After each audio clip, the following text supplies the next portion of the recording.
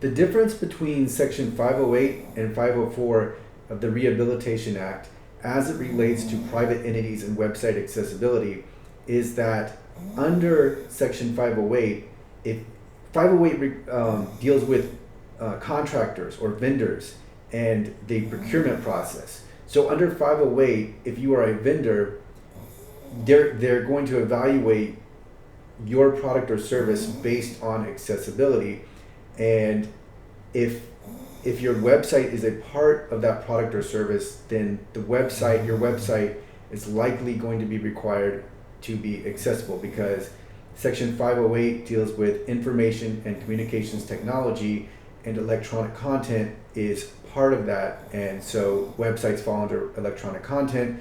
So with 508, the focus is primarily on the product or service that is being procured, but a website might be a part of that, because especially if the information on the website is necessary or needed or involves the product or the usage of the product.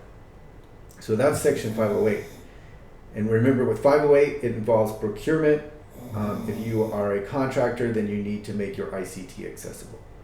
When it comes to Section 504, 504 requires accessibility of recipients of federal funding. So if you receive financial aid or grants or loans or any type of governmental monies that are extended as financial assistance, then you need to make sure that your website is accessible.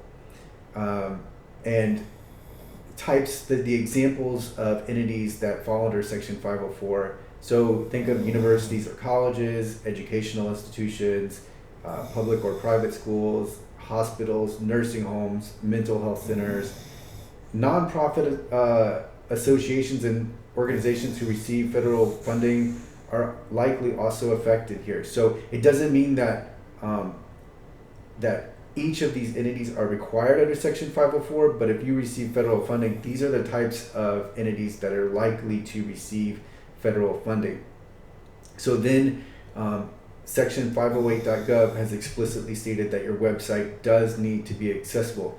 Now the standard for accessibility under Section 508 is now the Web Content Accessibility Guidelines version 2.0 Conformance Level AA. I think it is very likely that we will see the Access Board update this standard to be WCAG 2.1 Level AA.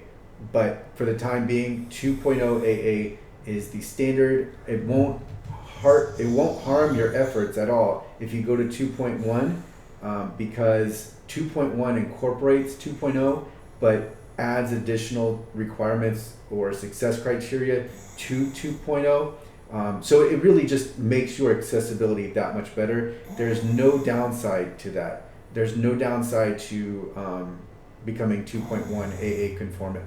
But that's the difference between Section 504 and 508 as it relates to private entities and the accessibility of their website.